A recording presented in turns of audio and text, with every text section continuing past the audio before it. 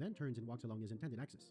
Also, collisions with blocks on the edge of the screen are only calculated on these intersections. To make this grid system work, any movement that would cross over a grid intersection is automatically stopped on it instead. The way the game does this, however, is a bit unnecessarily convoluted and lends itself to be exploited.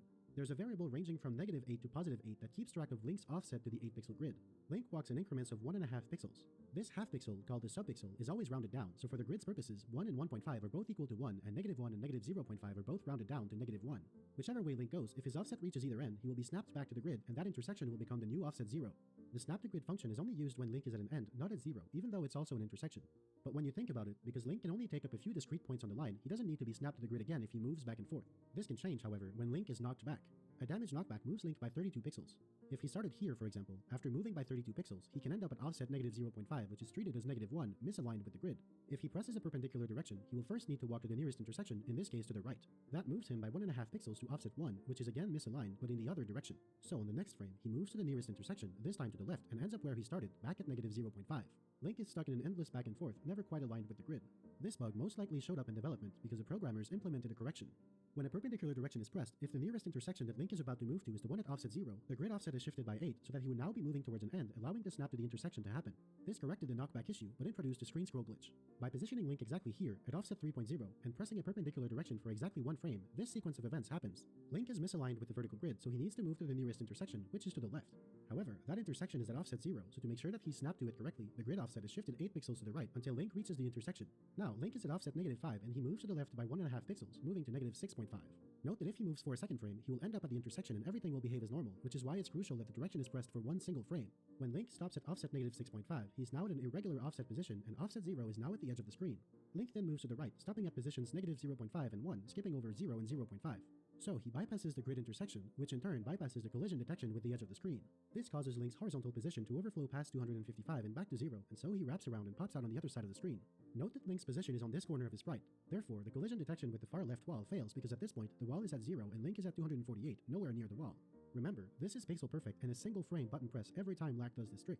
While it can allow Link to scroll the screen from inside walls and take major shortcuts, it's also often used just to save a couple of seconds of walking. You may wonder why Lack took so long to enter the dungeon. This was no mistake. It turns out he was manipulating the dungeon's random enemy patterns by loading it on a specific frame. You may be familiar with this concept from the NES Mario games. Well, The Legend of Zelda works the same way. The game's random number generation function produces a new number on every frame, and it goes through a long sequence that takes about 9 minutes to start repeating. But the trick is, when powering on the console, the sequence always starts at exactly the same point every time. So after a fixed number of frames, the random number will always be the same between every reset. Because enemy behavior makes heavy use of this random function, entering a screen on the correct frame can set their pattern to a favorable one. Note that because of another mechanic that we'll get to later, there are still 2 possible enemy patterns on any given frame. There's just one tiny problem though. The game runs at 60 frames per second. Can Lack Attack really enter the dungeon frame perfectly? Well, the answer is no, he can't reliably do that. But thankfully, he doesn't need to because of frame rules. A frame rule is a pattern that repeats itself on a fixed cycle of some length greater than one frame. Again, this concept is very important in Super Mario Bros., but it exists here as well. This time, the frame rule is tied to the animation when entering or exiting one of these caves, which makes use of every 4th frame on a global timer that runs from power on. This means that whenever Link enters or exits a cave like this dungeon and this animation plays, the game will always be aligned on a 4-frame rule. This effectively reduces the possible outcomes when entering the dungeon from 60 per second to a much more manageable 15 per second. To help time it right, Lack uses the music as an audio cue. So for a minor time investment, this manipulation makes the first dungeon much more reliable, on top of saving upwards of 10 seconds compared to what would otherwise be considered a good enemy pattern.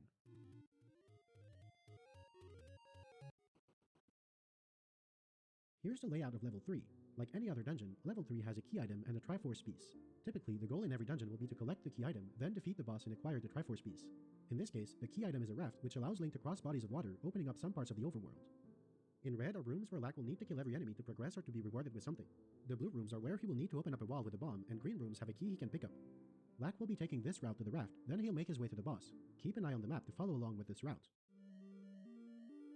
Yeah, that can happen. Here are most of the enemies in The Legend of Zelda. They all have unique behaviors and stats, but they share this common property of being somewhat harmless in this speedrun. They usually damage Link through contact, and sometimes a simple attack. The blue ones are stronger than their red counterparts, having more health and dealing more damage. More complex enemies will be properly introduced as they are encountered, so if any enemy isn't specifically talked about, it's a relatively minor threat. Alright, here we go.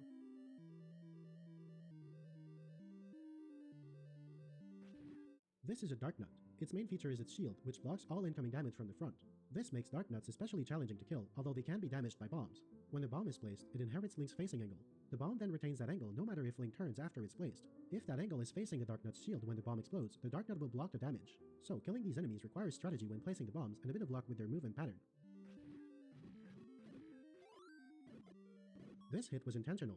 Remember that the enemies on any given screen use the random function to set their behavior. This means that entering the dungeon at a specific time is only the first step of the enemy manipulation. He also needs to play the dungeon at a metronomic pace, entering every new screen on exactly the right frame. Taking a hit there is part of this setup, as it is much more consistent to keep holding left than it is to change directions twice. Lack carries this perfect pace all the way to getting the raft, at which point he will start playing normally and encountering random patterns. All good.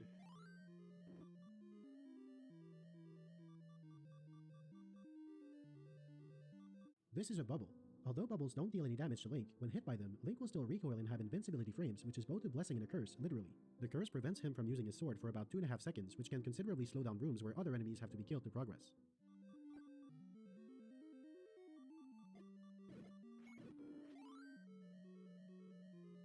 It's 4 frames.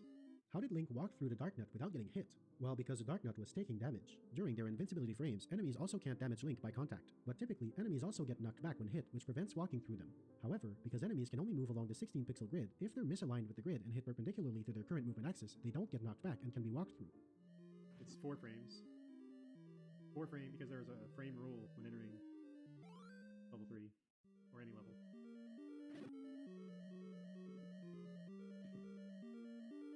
So the level only loads every 4 frames.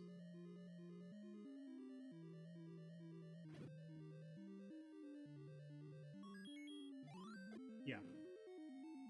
You gotta be in that 4 frame window to get any single pattern. But you can get there's 2 sets of patterns you can get. This is Manhandla, a fire-spitting, 4-headed carnivorous plant. Every time one of its heads is killed, it starts moving faster. This boss can be quite challenging when fighting it with a sword, but a perfectly placed bomb can kill all 4 heads at once and make quick work of this fight. You may wonder what happened to the counters at the top.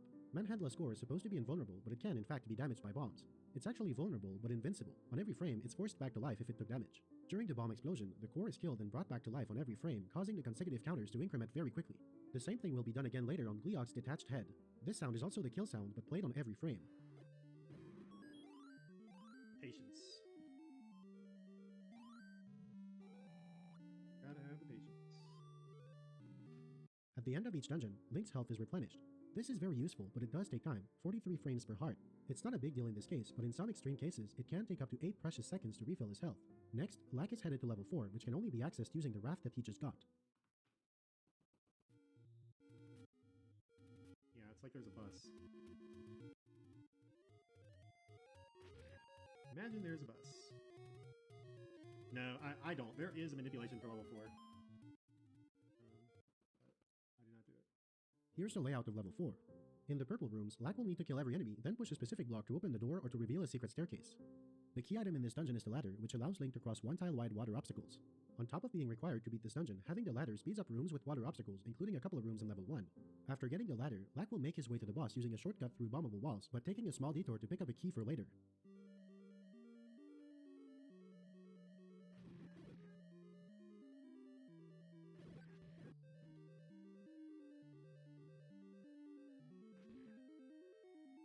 This is not immediately obvious because the room is dark, but Link actually went through the block. But how could he do that? Well, it's simple. It works exactly the same way as screen scrolling. By lining up at the right spot and pressing perpendicular, Link misaligns himself with the grid in such a way that he bypasses the collision detection with the block. Note that Lack used the sword here. Doing this actually makes the trick easier. While slashing his sword, Link is prevented from moving, which has 2 benefits. 1, the trick actually works from 2 positions instead of 1, and 2, the press doesn't have to be a single frame as long as it's contained within the sword slash. The reason this can't be used for a screen scroll is because Link can't use his sword while he's near the edge of the screen, possibly to prevent weapons from wrapping around to the other side, although it can still happen. Block clips will be used in many similar rooms throughout the game to bypass the need to kill every enemy in the room, then push a block to open the way to the staircase.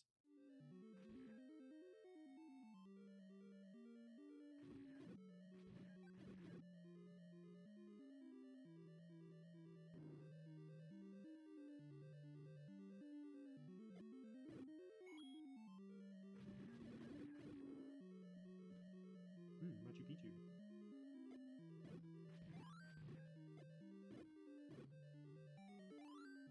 Here, Lack is lucky enough to get a bomb drop. Or is he? Nope, there was no luck here. In Zelda, enemy drops are not as random as they seem. Enemies are split in 5 groups, all of which have different item drops and probabilities. At any given point, an enemy can only give a single item. Which item it is depends on how many enemies have been killed so far. For example, a red dark nut from Group B has a 41% chance of dropping an item, and depending on the kill count, that item will be a rupee, a heart, a bomb, or a clock. So by memorizing this table and by counting enemies killed from the beginning of the game, Lack can plan ahead to maximize his chances of getting bomb drops and other useful items. Yeah, that was a bomb. On top of that, every 10th enemy killed is guaranteed to drop a blue rupee. If that 10th enemy is killed with a bomb, the drop will be 4 bombs instead. The game actually tells the player about this, although some deduction is in order. Bombs are a crucial resource in this run, given that Lack's only other weapon for most of the run is the wooden sword. Throughout the run, Lack will be saying his enemy count out loud every now and then. He needs to keep track of it at all times and plan out which enemy he wishes to be his 10th kill so he can get a guaranteed bomb drop. He does sometimes want to get a rupee drop, but usually he goes for bombs. Also, there's another separate count going on at the same time, but this one counts to 16. Any item dropping enemy will drop a fairy if the counter is at 16. From now on, these 3 counters will be called the global enemy counter, the bomb counter, and the fairy counter.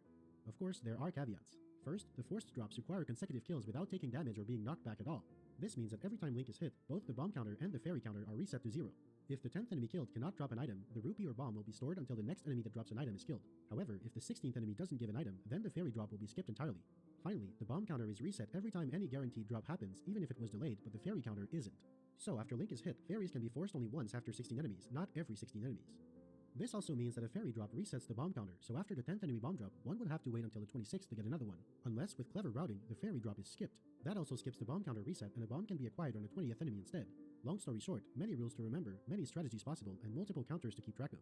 The counters are at the top of the screen if you want to keep track of them. It's always nice.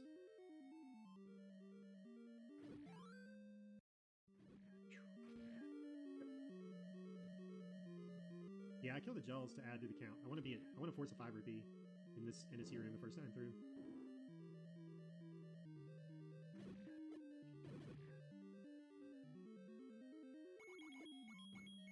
So I need at least 4.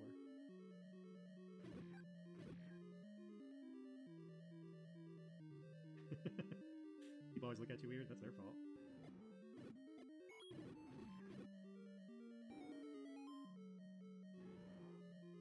This is Gleeok, a 2-headed dragon. The heads take 10 and 6 swords hits respectively, and when a head is killed, it flies around the room trying to hit Link, so this can be a tricky boss fight. No.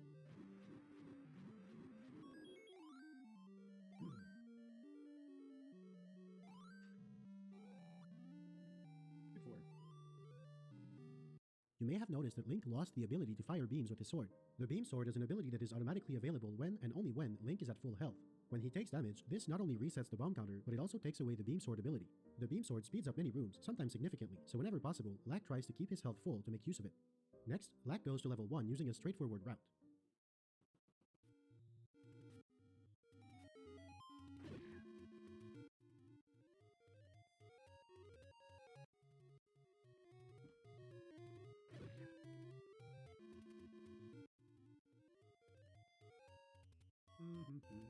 Yes, 1 pirouette. I'm paying attention. I'm locked in. Here's the layout of level 1. The bow can be found in this corner. This weapon is used to defeat certain bosses, including Ganon, so it can't be skipped. Afterwards, the route to the boss is linear. As you can see, the ladder from level 4 will speed up these 2 rooms.